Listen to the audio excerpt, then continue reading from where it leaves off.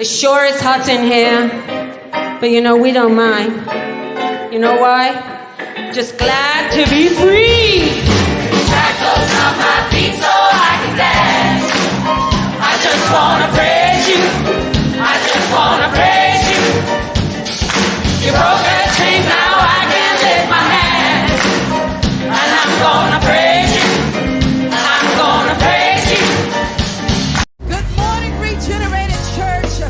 We're so honored to worship with you this morning. We need you to put the cereal down and lift your hands. Come on.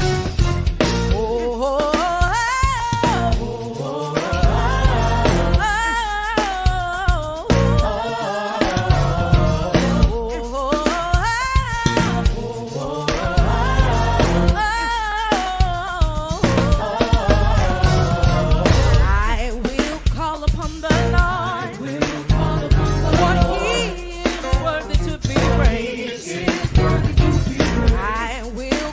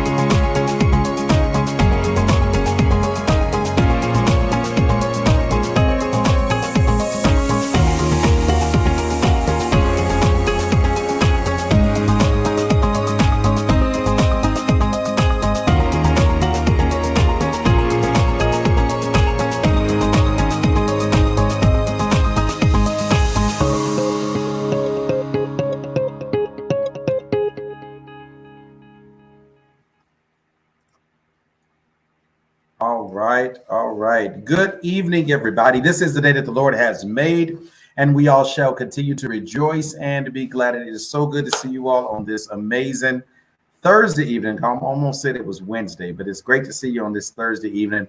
And I want to welcome each and every one of you to the broadcast this evening. I am so excited about what we're going to be talking about tonight. This is going to be a great broadcast.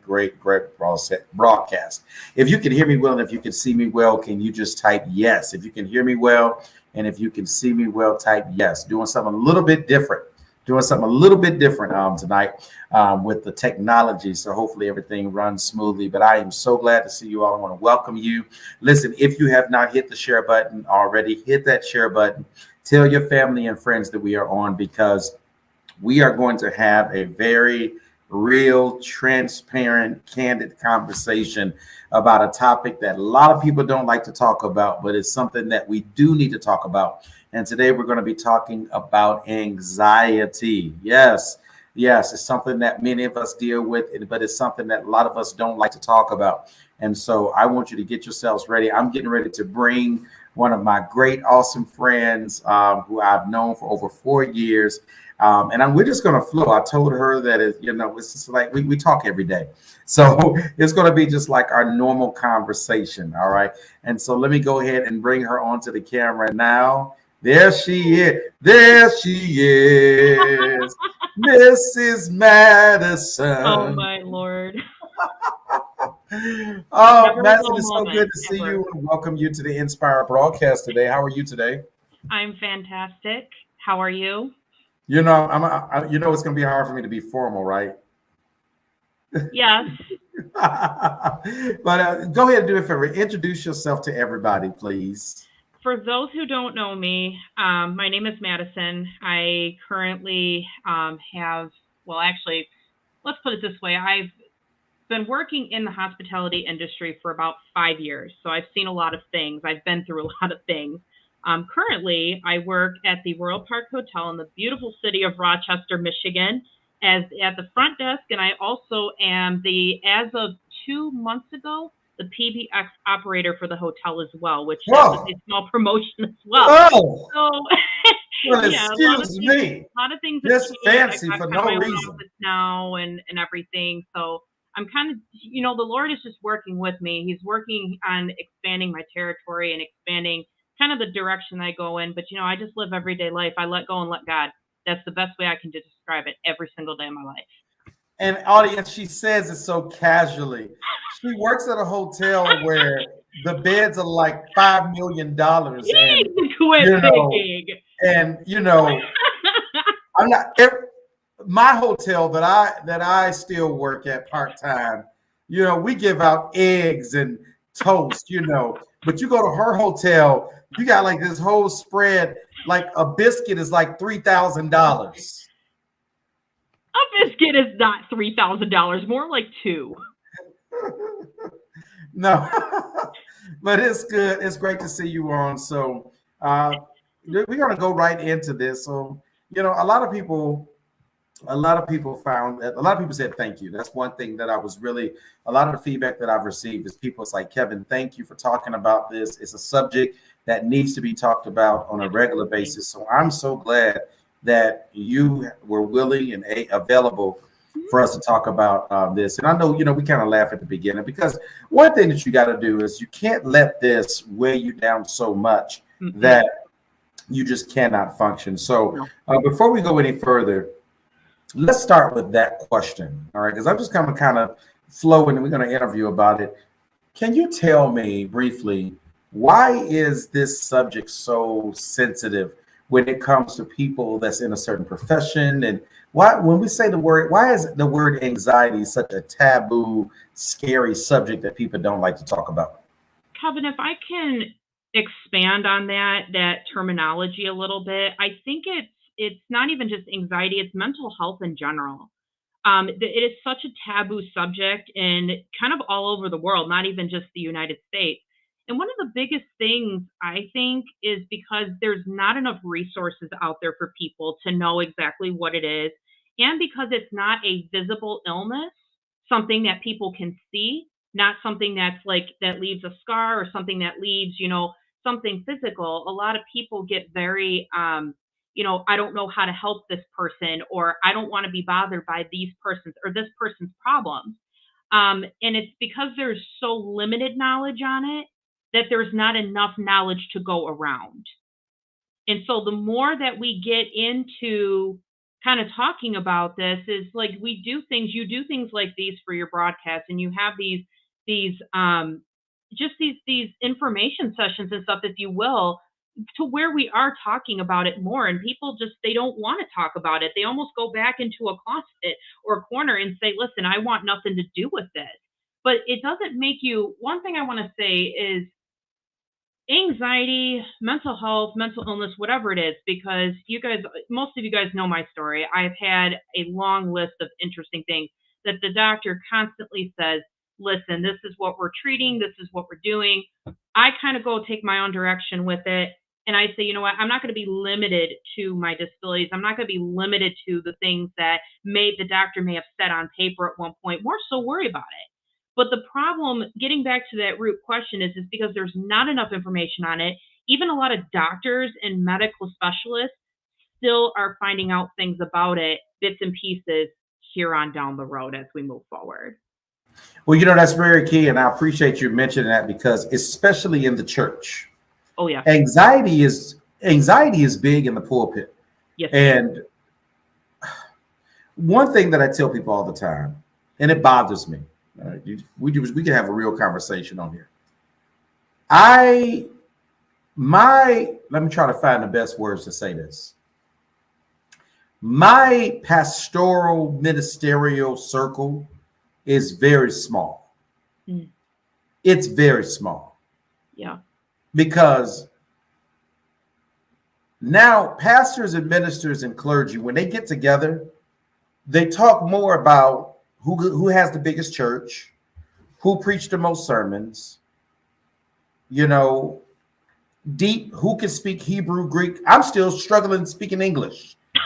So don't ask me to interpret a scripture in Hebrew and Greek. Let's just pray that I can say it right in English first. So I just don't do well with a lot of preacher friends, because first of all, I'm not that deep. Mm-mm. First of all. Second of all, if I can't come to you from preacher to preacher and say that I'm dealing with anxiety or I'm struggling with anxiety, I don't need you to give me a revival. And God said, you better let go of the anxiety. I ain't got time for that. No. I don't need to hear all that. No. If I come to you as a preacher and say, this is what I'm dealing with, I need to talk to somebody that's real to say, guess what, brother? I dealt with it too. So Why do you think in the church, especially with church leaders, why don't we talk? And listen, I even saw research that so many pastors in the year of 2018, 2019, and 2020, they said over 4,000 pastors committed suicide. Yep. 4,000 pastors between 18, 19, and 20. Church leaders committed suicide, high anxiety, high stress, but they didn't have anybody to talk to about it. Why do you think this is? Why that is, and I can tell you, is there is kind of I'm trying to find the best way to explain this, but there's expectations that we hold for ourselves, and there's expectation, I think, even in the church as well. And what happens is everybody expects you to be the most righteous person. They expect you to be the most successful person. They expect you to have the word always on time, all the time, no exceptions. And there's this grandiose type of effect that happens where people will, they'll think, oh, I'm doing fine. I'm saying this which is a whole nother conversation, is even how we're learning how to interact and respond. Be a little bit more honest, perhaps, with people when you're not feeling okay. It is going to be okay. I promise you. If you look at somebody once in a while and say, you know what, I'm not okay. I need to talk about this. Because now what you're doing, once you start keeping it inside, you're festering it in, and it's building up, and it's creating more of an anxiety for the anxiety. And that creates kind of like a domino effect. And then before you know it, that's when They can't take it no more. It's like shaking up a bottle of pop. Shake it up, shake it up, shake it up, twist off the cap, and you explode. And then you wonder why things happen. This is because we're internalizing so much. And we got to learn that if we can share a word on the pulpit, we can share a word with other people. We're human.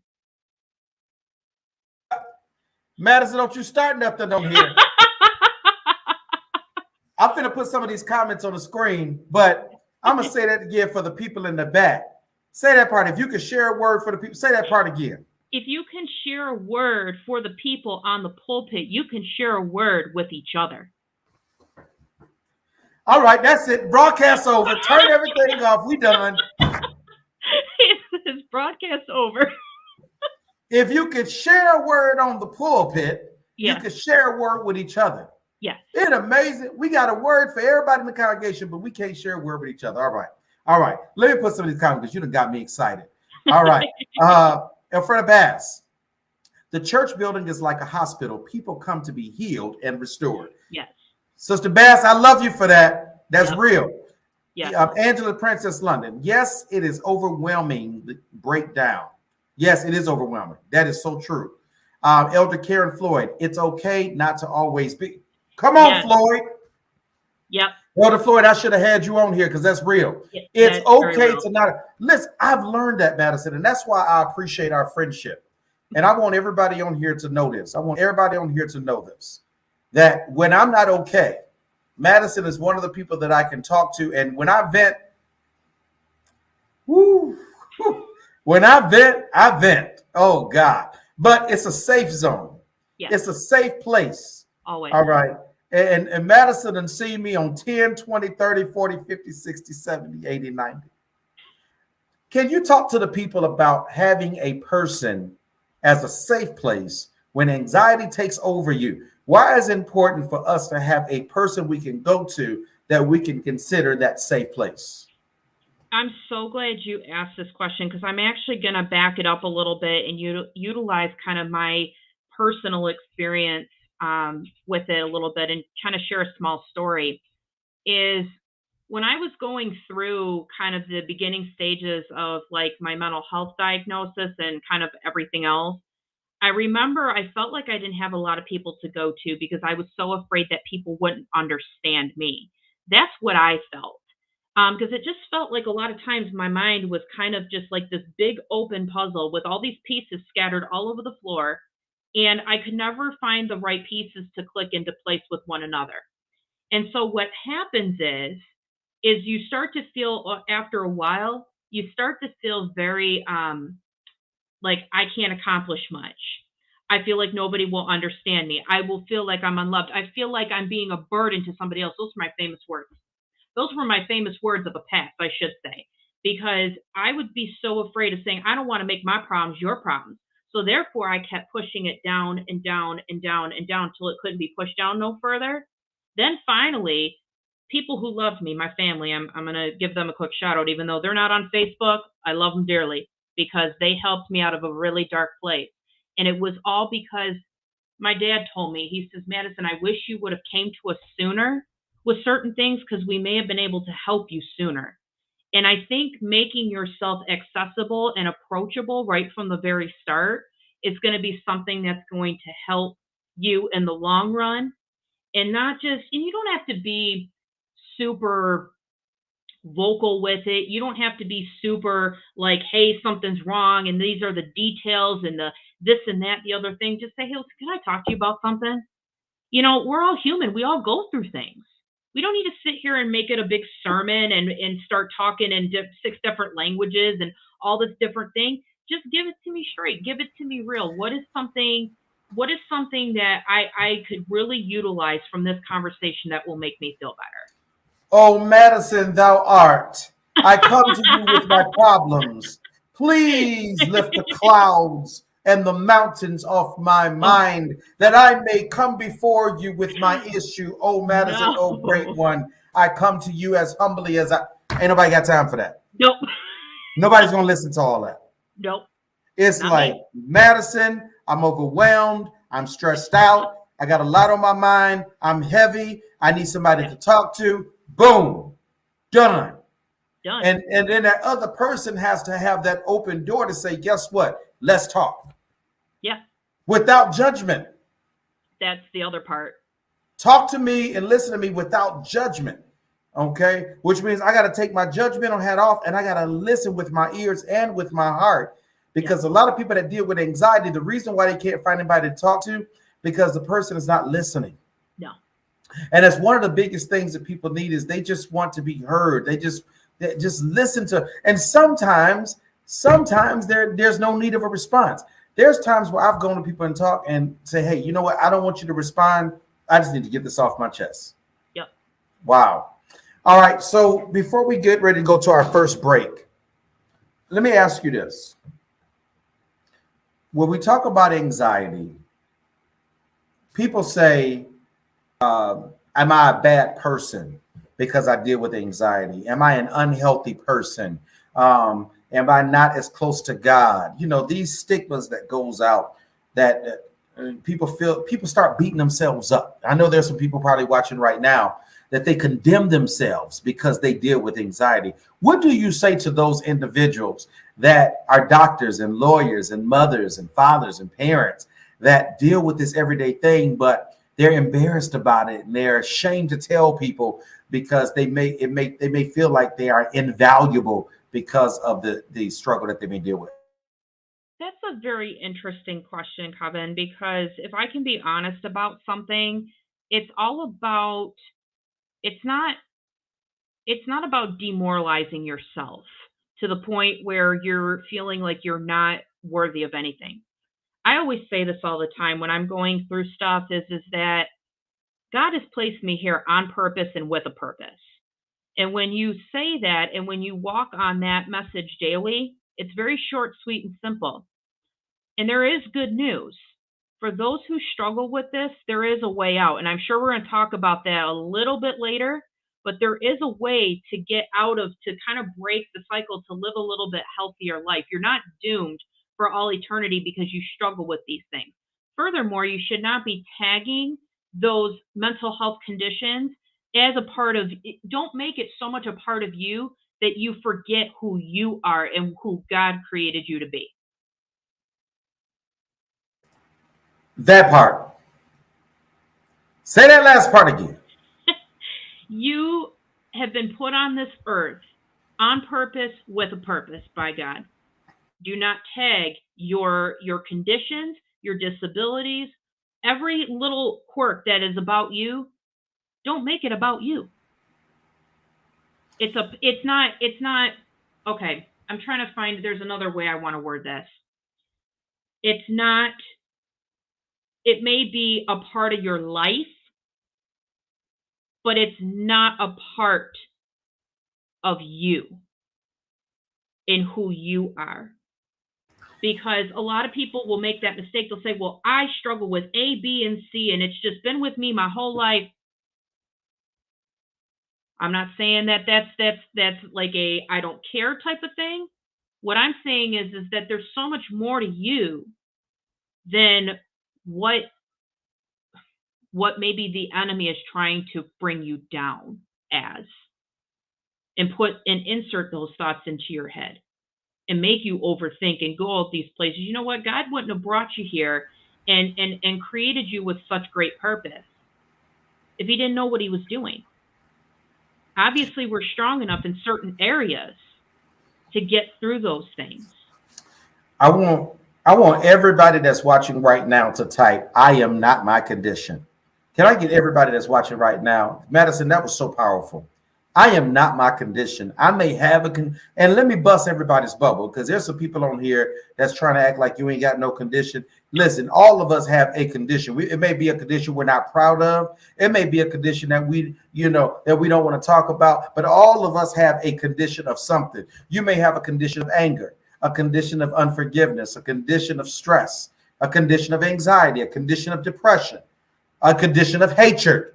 All of us have a condition of something, which means it's something you're dealing with. That's a condition. But just because you have a condition doesn't mean that you are that condition is not your. Okay, I thought this was the morning broadcast. I got a little bit excited for a second. Oh, I am so glad you said that, Madison. That is so powerful. That just because you know something about me, that's not the total. I like what Elder Karen said. That's not the total me. No. Oh my goodness. Just because you know of my condition, that is not the totality of my identity. Why? Going back what you said, God has given me a purpose. So even in my purpose, I may have some conditions, but my condition didn't stop my purpose. I may have some struggles, but it didn't stop my purpose. My God, I am so glad you said that. And that is so powerful and I wish people would humble themselves and say, guess what? Yes, I got a purpose. Yes, I have a calling. Yes, I got an assignment, but I still got some conditions that I got to deal with. That was so real. Yeah, very real. And that's, once we start identifying and making kind of not even making, but just recognizing the fact that these are conditions and they're just that, we have modern medicine. We have there's different outlets and things on how to treat it. And actually, I'm going to let you in on a little secret right now. The best tool for anxiety management is yourself in your own mind. And people won't believe me when I say that because it's so simple. Sometimes you don't need the fanciest books. You don't need the fanciest medication. You don't need the fanciest, all these things. You don't need those things. Sometimes it's just yourself that you need that's going to help you get through that. Absolutely, we lean on God. We lean on all different things. But if God brought you to it, he's going to get you through it. But the thing we have to remember is a lot of times anxiety is about the manifestation of a thought. It's a manifestation of a thought that keeps snowballing into something else. Madison, you better slow down. You hitting hard today. Anxiety is a manifestation of a thought. That's good. Okay, before we go to our break, see, we're supposed to go on a break like 10 minutes ago. That's good. Madison, that's good right there. That's better than some collard greens, cornbread, macaroni, and cheese. That's good. That's rich. That's rich, Madison. Thank Anxiety is a manifestation of a thought. Now, it's what that thought may be. Like my aunt is on here right now. And the moment that a thought, this situation I'm dealing with, the moment that a thought hits my mind, if I think about it long enough, I start getting worked up. And so my aunt has to tell me, Kevin, calm down. Kevin, don't let it get to you. Kevin, get it off your mind.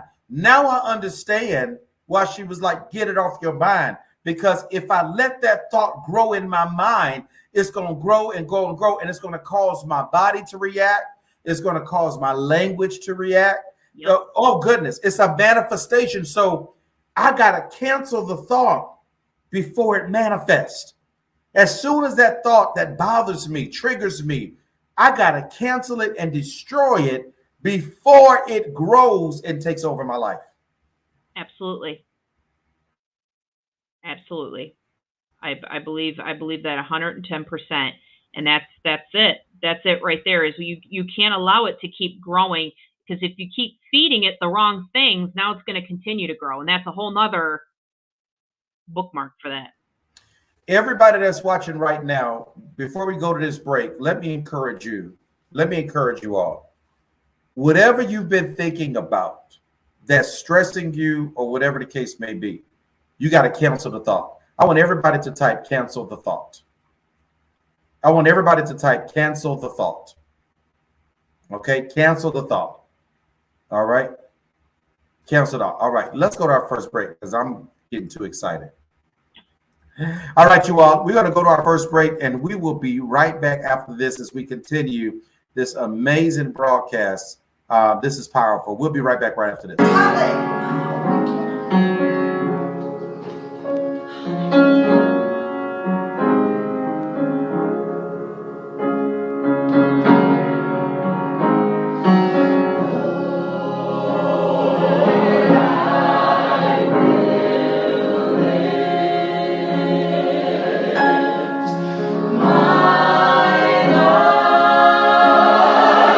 to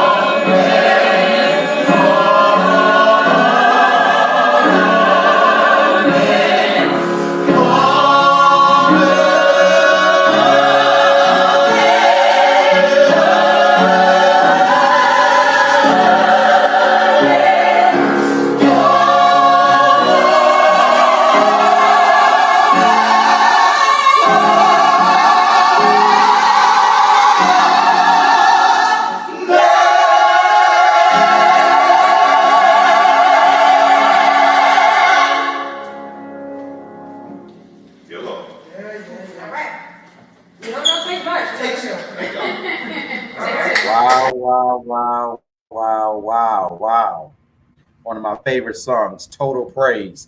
Listen, for those who are watching us, we want to welcome you to this powerful, powerful special broadcast as we talk about the face of anxiety. And I hope that you all are being blessed so far. I just got a text message.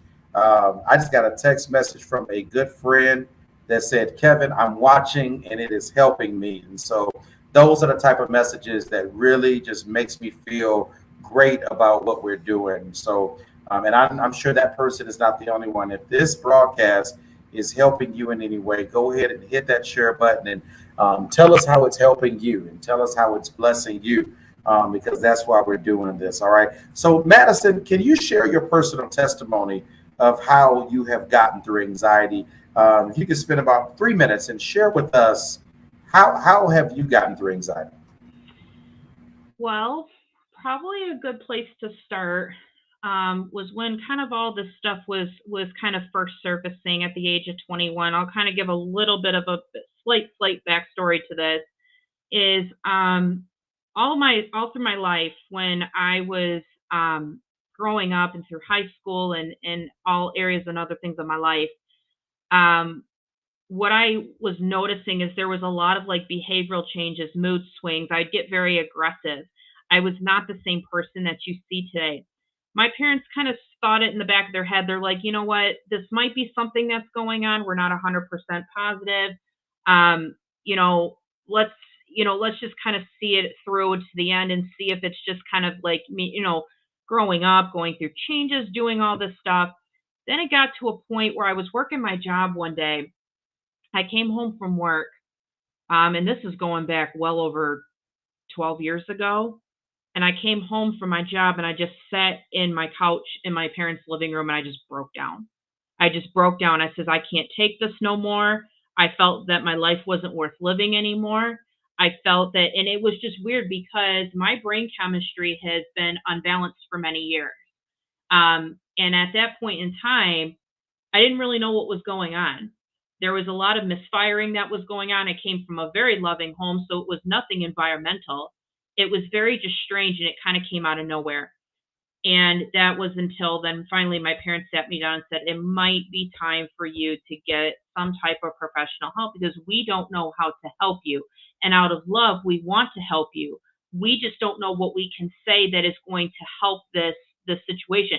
Now, mind you, I was not talking to anybody about anything because I felt like nobody would understand. And I kept repeating that. I said, nobody will understand me. Nobody will understand me. I don't understand this. This is not making sense. Lo and behold, I go to the psychiatrist and I get treated.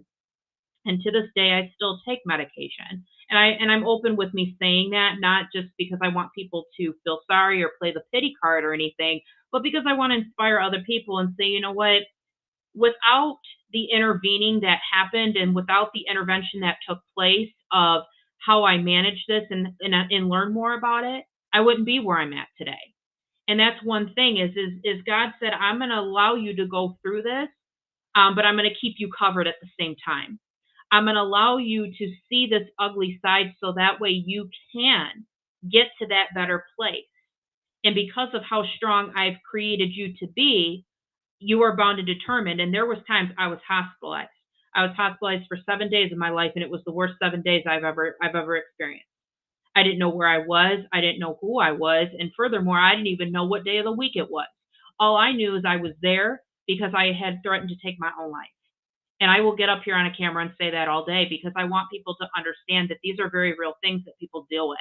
It's not just a little, oh, I'm not feeling my best. I don't look good. I don't feel good. There's a whole just, when one thing goes wrong, and you feel like your whole world is crushing down, it feels like everything, when it rains, it pours, as the expression goes.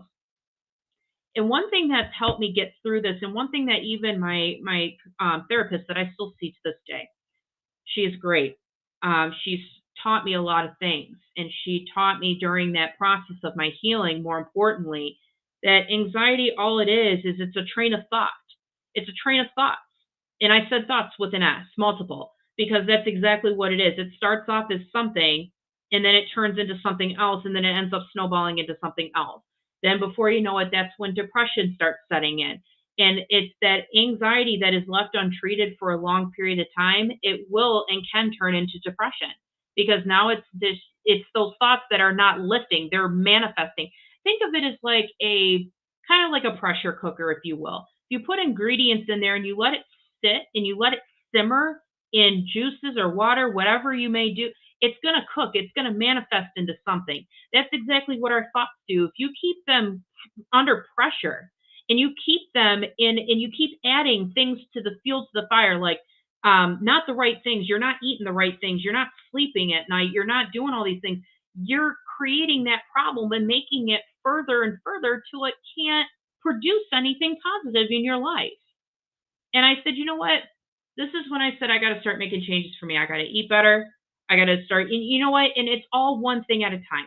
It's never you want to try and, take the whole thing and the whole problem and the whole situation that you got and try and take it all at once, or you're just going to make the situation even worse. But you got to break it down and say, you know what parts of it can I manage and what parts of it can't I manage? And those things that you can manage, you work on it yourself. And the others, you let go and you give it to God. Because those are the environmental factors. Those are the things that, a lot of us, we don't think twice about a whole lot. Because we think about it, as this is just my life. This is my situation. I'm just going to completely just put myself in a box, lock myself away. I'm not going to do anything. And that's negative thinking. That's going to compound the problem of anxiety. It's going to compound that problem. So if you break it down and say, you know what, there are little things that I can change. You have to notice what things, and you have to be honest with yourself. Can I just say that? You have to be so honest with yourself. When you're dealing with this and you're saying, you know what, maybe I really am not eating the greatest. Maybe I'm not eating at all. Maybe I'm not drinking enough water. And I know these things are going to sound very frivolous, but they all come together because if your brain is not functioning, your body is not going to function, and vice versa. And nor is it going to have enough substance for you to say, you know what, I need to, make some better decisions. What you put into your body and how you treat it is ultimately how your mind is also going to help sort things out too. It's gonna give it a clearer mind space. It's gonna give it a healthier mind space, because if you're treating your body unhealthy, your mind is gonna perhaps be unhealthy, because it doesn't have energy to even sift through everything that you're trying to work through. It's a very real thing. And a lot of people don't believe me when I tell them that. They say, oh, Madison, you know what? You have no idea what you're talking about. I'm like, well, I've been through this. And when you don't take care of yourself, it just doesn't, it's not a good situation in the end. Wow. And let me apologize to anybody if there's any lag on my end, because I believe there may be. But Madison, it almost brought me to tears as you were talking about this, because I think that is so key. I think that is so key what you said, that we got to give it over to God. At what point did you finally just say that I got to give it over to God? At what point? And then what were the results after you gave it over to God? What were the results? When I gave it to God, I'll be honest with you, when I truly and fully became vested into kind of just my relationship with God got stronger, the moment after I got out of that hospital. I was in there for 7 days, and that was the longest, I feel like, 7 days of my life. But God kept telling me, take out a paper and a pencil. That was the only thing they gave us while I was there. They gave a pencil and a paper. That was it. You were not allowed to have, well, you were allowed to have clothing and stuff like that, but other people had to bring it in for you. You couldn't, anyway. But what I'm trying to say here is that he allowed me, he said, open up that notebook and start writing.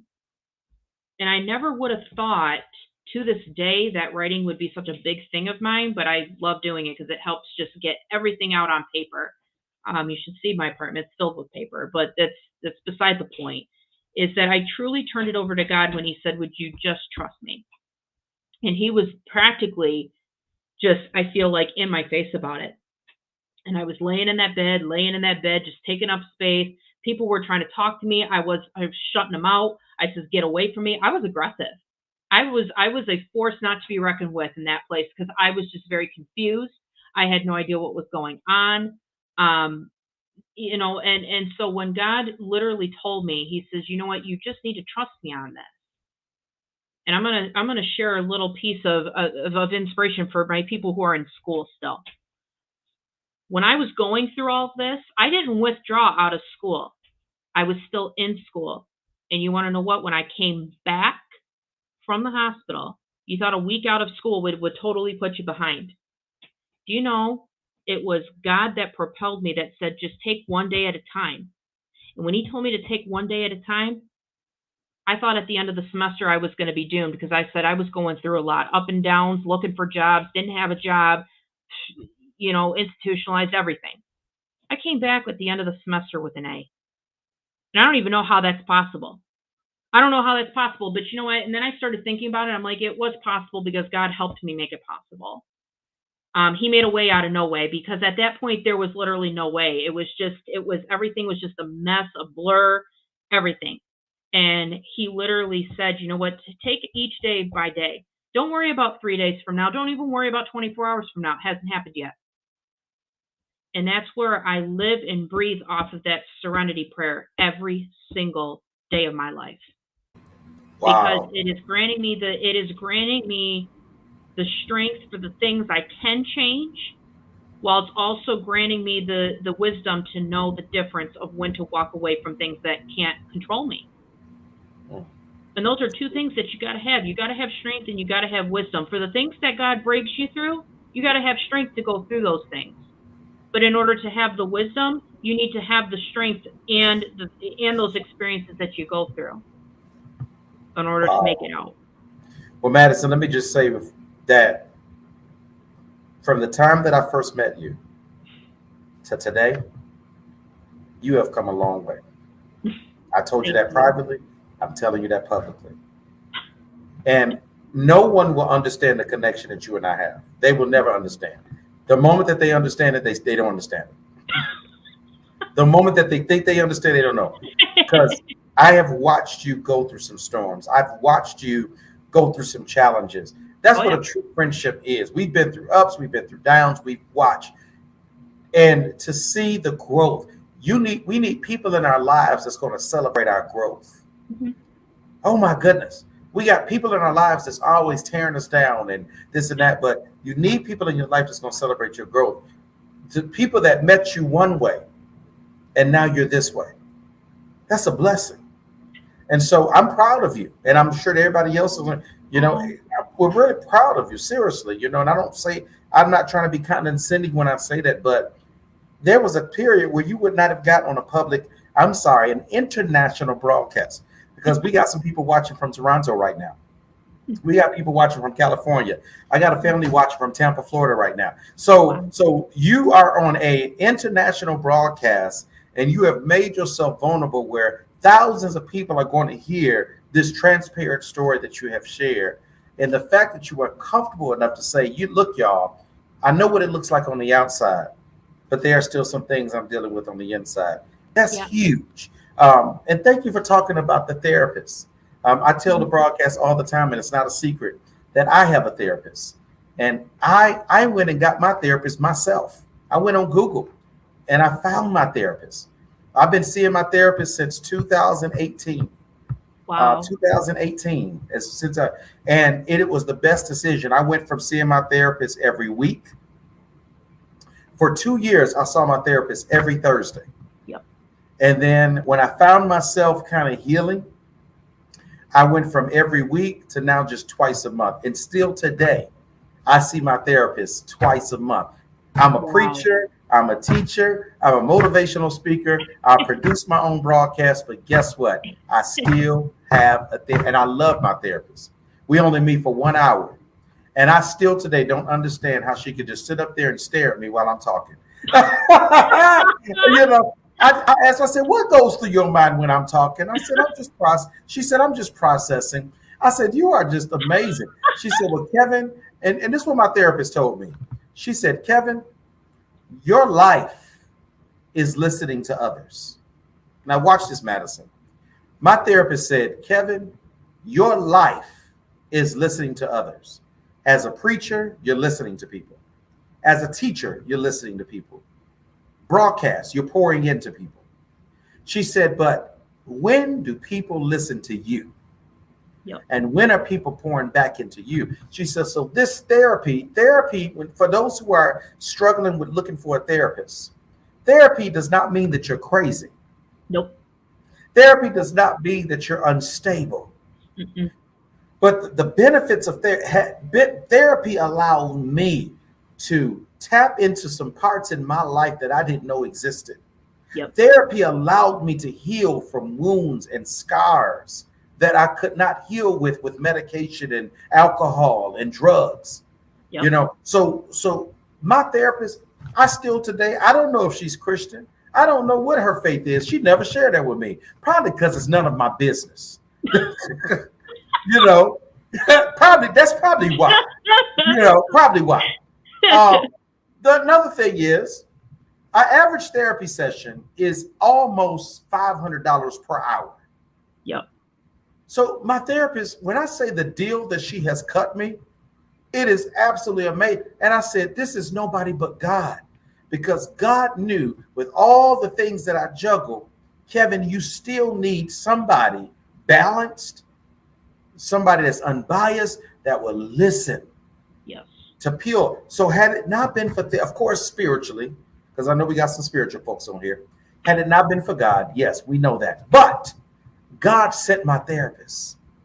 And not too many people will say that. I believe that God sent my therapist that from 2018, no, matter of fact, I take that back. 2016 is when I started seeing my therapist. March of 2016. So you got 17, 18, 19, 20, 21, 22. 6 years. 6 years. But the medication that I was depending on, I don't have to depend on that no more. The things that I was depending on, I don't have to depend on those things anymore. And so when we talk about anxiety, and for those that are watching right now, you got to do what's best for you. Stop waiting for somebody else's opinion. Stop waiting for somebody else's judgment. You got to do what's best for you. If it's therapy, do it. If it's going by the water every day and sitting by the water, do it. Okay. If it's taking a walk to the park, do it. If it's packing your bags and going somewhere every weekend, you got to do something for you. It's not about anybody else. Sometimes people like, Kevin, watch this. They say, Kevin, every time I look up, you on the highway, you going to this state, you going to this state. I say, mind your business. Mind your business. They don't know, Madison, that my traveling, that's a form of my therapy. It is. When I check into that hotel and I smell that good old fragrance of those nice white sheets, and when I lay across that bed, and when I go and look on Google and look for the nearest restaurant, listen, to everybody else, it looks like a vacation, but guess what it is to me? That's my coping mechanism to decrease my anxiety. That's how I cope. Everybody copes differently. But what helps me cope with anxiety is I travel. I go to strange places that people be like, why you go there? Because that's what works for me. I go to cities that people like, Kevin, who goes there? I do. Pick me. I do. That's me. I would drive to the cities that nobody would go to because that's the way I cope with my anxiety. Yeah. Wow. What's your thoughts on that before we go to this last video? Well, my thoughts on it is this. You do have to take time for yourself, and most absolutely. And like I was saying earlier, Kev, is you got to be honest with yourself. If somebody's just going to be negative and sitting up there destroying your space and, we all have them. We've got those negative Nancy's in our life that are just very, they're just like, I don't want to talk about that, or you're just doing this just to get attention. You're just doing this because of that. No. And if any person ever asks you why you're doing something and gets aggressive as to why you are doing something for you and they don't understand it, they're not for you. They are not for you.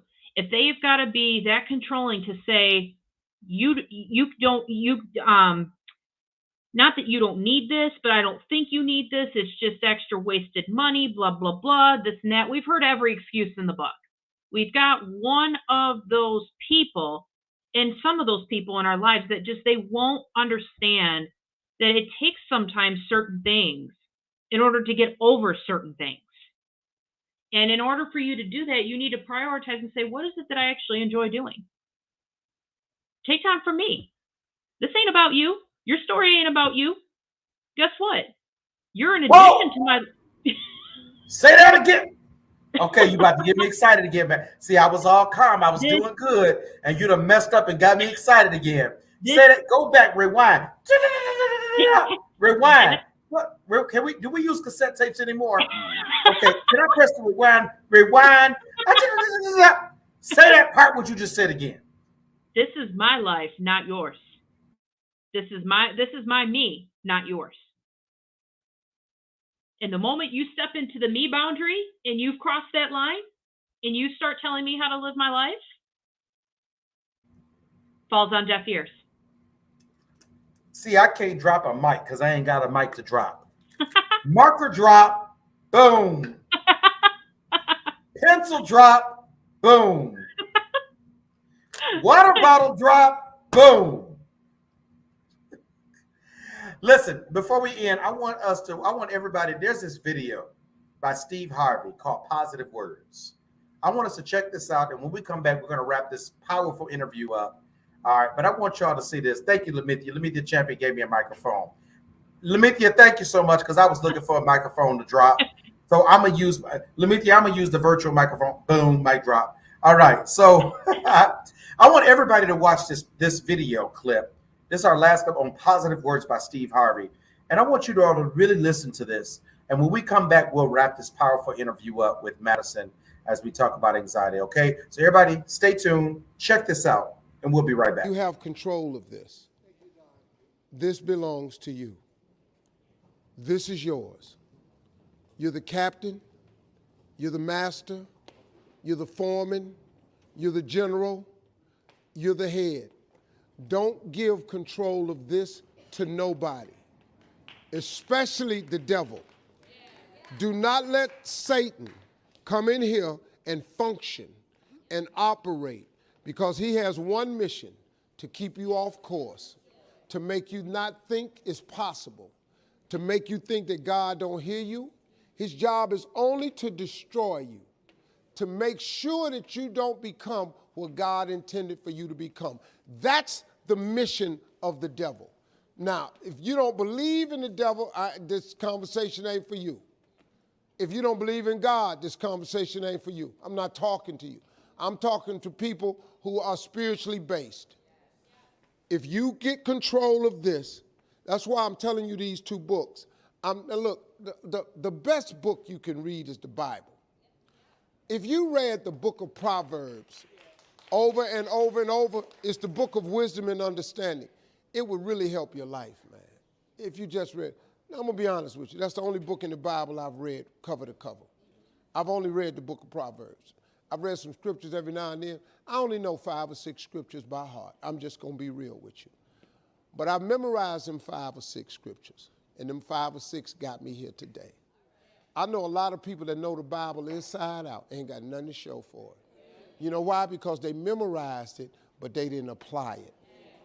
I have applied 6 scriptures to change my life. But these books that I told you about, The Power of Positive Thinking by Norman Vincent Peale and The Magic of Thinking Big by David Schwartz, you know what it does? It just teaches you how this works. Once you get this, y'all, you can change everything. Do you understand?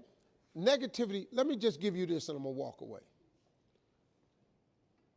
Negativity, you can protect yourself from negativity. And that's what stops most people, negative thoughts. You can coat your mind from negativity. It's a real simple exercise to do. I do it every morning before I walk out the door. So I walk out as a positive person. You know, I get tired sometimes. That's different from being negative, because I get mentally drained from my job at times. But to coach your mind from negativity, The way you can put a coating around your mind is with one simple thing: gratitude. Gratitude erases negativity. I'm going to show you how this works. If you wake up in the morning and you start having negative thoughts, man, this ain't my day. I woke up on the wrong side of the bed. I'm tripping. I just don't feel myself. Every time you feel, in the middle of the day, if you feel yourself doing that, stop. Just stop for a second and start going over in your mind everything you have to be grateful for. Not everything you want, everything you already have, because what you have is substantial. You just haven't gone over the list and taken inventory in a long time. But the fact that you can walk, that's a blessing. The fact that you woke up, that's another blessing. The fact that you can see, think, reason, that's another blessing. The fact that you can go somewhere and get yourself something to eat, that's another blessing. The fact that you can go and turn the key and call someplace home, that's another blessing. The ability to dream is a blessing. The fact that you have an opportunity to get it right is another blessing. The fact that you're beautiful, that's another blessing. The fact that you have any measure of health, that's another blessing. And I'm just talking to you, I don't even know you. I could give you 50 things you ought to be grateful for right now. I don't even know you. Start coating your mind with gratitude. It'll change everything for you. God is good, man. You ought to give him a chance to work in your life. Thank y'all for coming.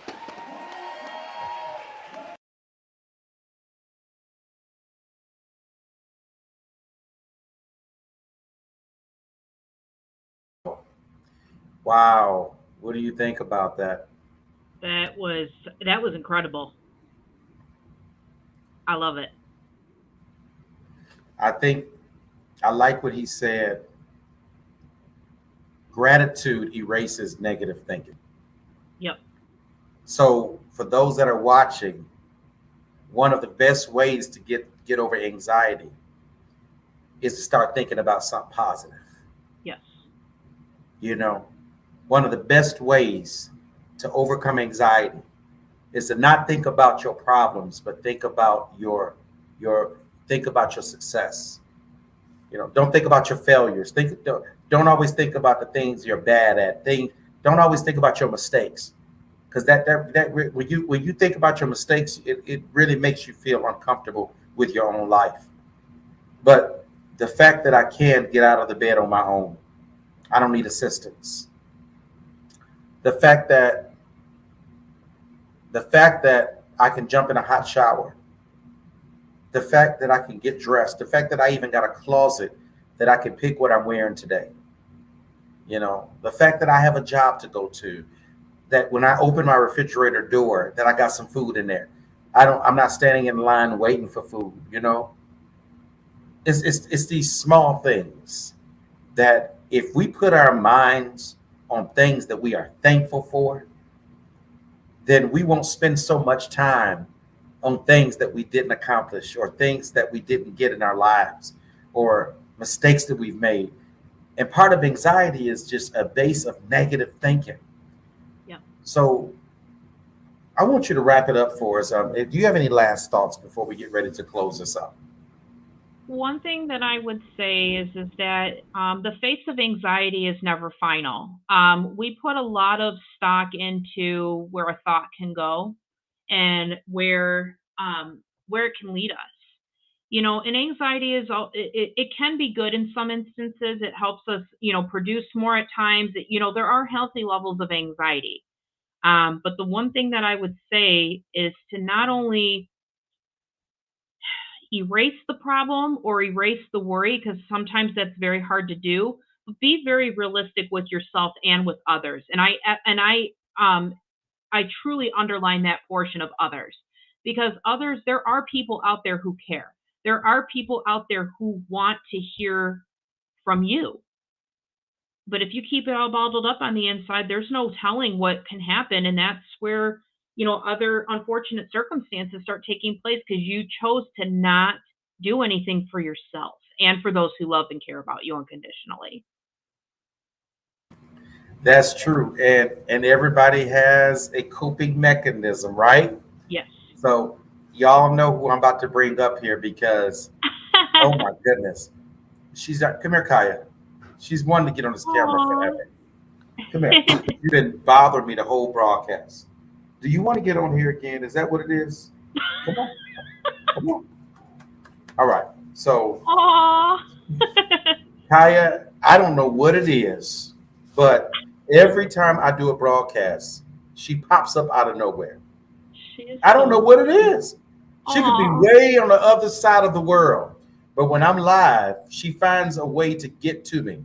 But Aw. this has been one of the greatest coping mechanisms for me. Aw. Kaya is, everybody knows she's a full-blooded Siberian Husky, and Kaya has a way of reading your emotions. If I'm not having a good day,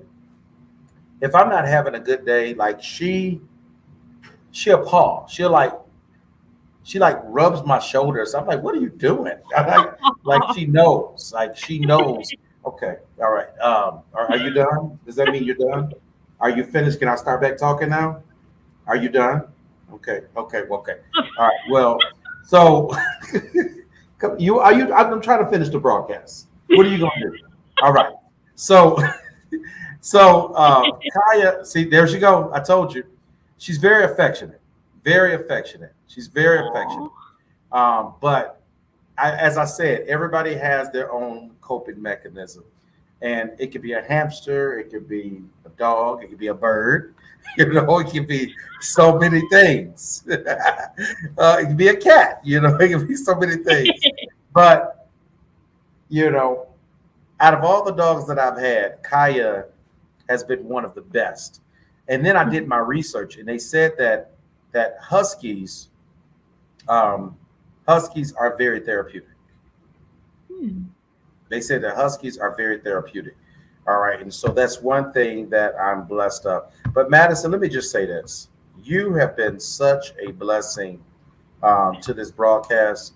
I'm just so thankful for you. I'm thankful for our friendship, and I'm thankful for your transparency. So before I let you go, is there anything that you would like to say before we end tonight? Not really. The one thing that I would say, just to kind of, wrap everything up, is know that somebody is out there. Somebody is out there waiting to be inspired by you. Somebody is waiting to, be motivated by you. And a lot of times we always say motivate yourself and all that, but we're human and we go through things too. And so the key thing here is to be somebody else's motivation, because you never know. You never know who is watching. You never know who is listening. You never know who is looking at you. You just don't. Wow. And so one thing that I would say to make this easier too is to break things down. Break it down and take things day by day, because God did not create 365 days in order to be meant to be lived in one. A lot of us, we try to take the year's worth of problems and situations and cram it into one day. And it's too much. It's too much. And that's why our brains get frazzled. They get fried. We don't understand where to go or what to do. But if you take a deep breath, I found that breathing really helps a lot. At least it helps me. And when you're able to just say, you know what, I'm focusing on today, you're set. You really are set. Wow. Well, we want to say to everybody, thank you so much. We want everybody to join us for the broadcast tomorrow morning at 7:05 for our affirmation, which is perfect. Affirmations are good. Madison, can you let everybody know how to reach you, how to find you? Yeah. I'm on Facebook. You can type in my first name, last name, Madison McClintock, spelled MCCLINTOC. Oh, not with the Nestor K, right? Hey, that was all you. That was not me. That's what you get when Everybody, you please excuse the flyer that there was extra letters in her name that should not have been there, and so that's my fault. I probably was eating some Popeyes with KFC, and I could not focus. So while I was making the flyer, and so I apologize. Yeah, extra letters that should not have been in the name, but. But that's how you can find me, reach me in Facebook Messenger, and that's pretty much it. I also have, email and stuff like that too. If you guys ever want to get that, that's going to be MLMCCLINTOCK90 @gmail.com. It's a long one. Awesome. I want everybody to do me a favor that tonight before you all go to bed, I need everybody to inbox Madison. And I want you all to inbox her and let her know how this broadcast has blessed you. If Madison has said anything to you that has been inspiring and inspirational, I want everybody to inbox her. Just send her a message personally and let her know how much you appreciated what she has heard. It takes a lot for somebody to pour out as much as she did. And she didn't have to do that, but she did it so that we all could be helped. With that said, I love each and every one of you. I hope that you all have a great night. And I cannot wait to see many of you bright and early tomorrow morning as we wrap up another day. All right. So we're going to end with a song. I don't know what song. We'll end with something. All right. I want y'all to have a great night. And thank you all so much for watching. And Madison, we appreciate you.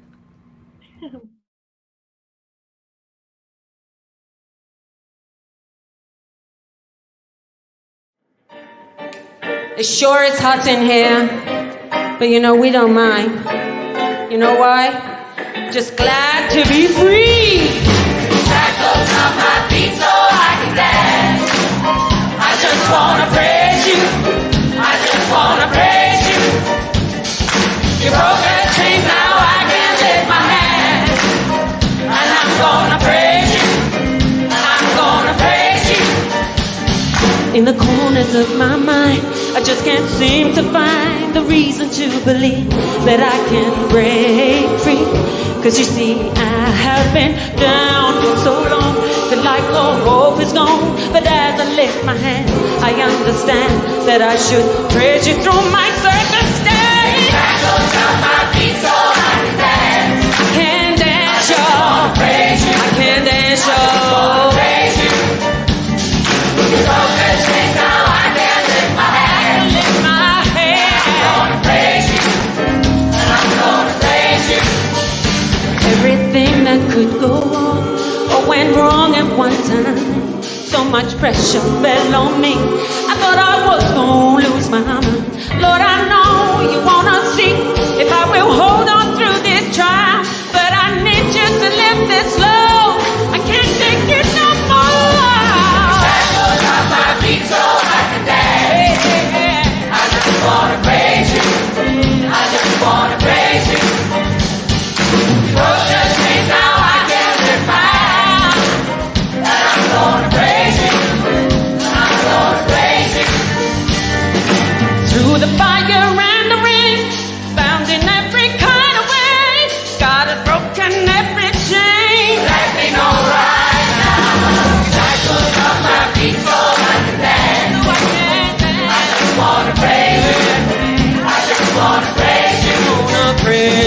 You broke the chains, now I can lift my hand. And I'm gonna praise you. And I'm gonna praise you.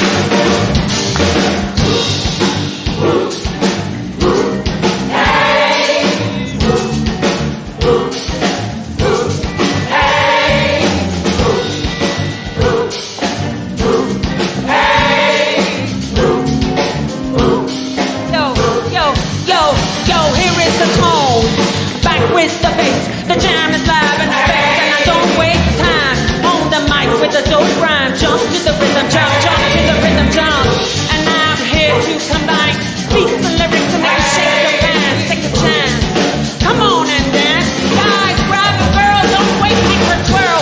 It's your world and not just this world. Trying to get it out to move your butt to the dance floor. So you're what's up. Come on, say everybody over here, everybody over there. The crowd is alive and the music is cool. Party people in the house, move. Deo, Amadeo, Mama G.I.O. Don't look any further. Deo, Amadeo, Mama G.I.O. Don't look any further. Someone to count on in a world ever changing. Here I am, stop where you're standing. What you need is a lover, someone to take over. Oh baby, don't look any further.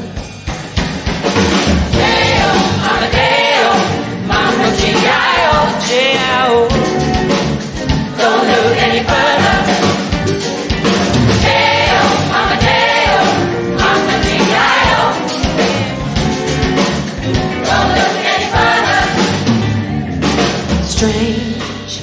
when you think of the chances that we both be in a state of mind too cool to be careless, looking for the right thing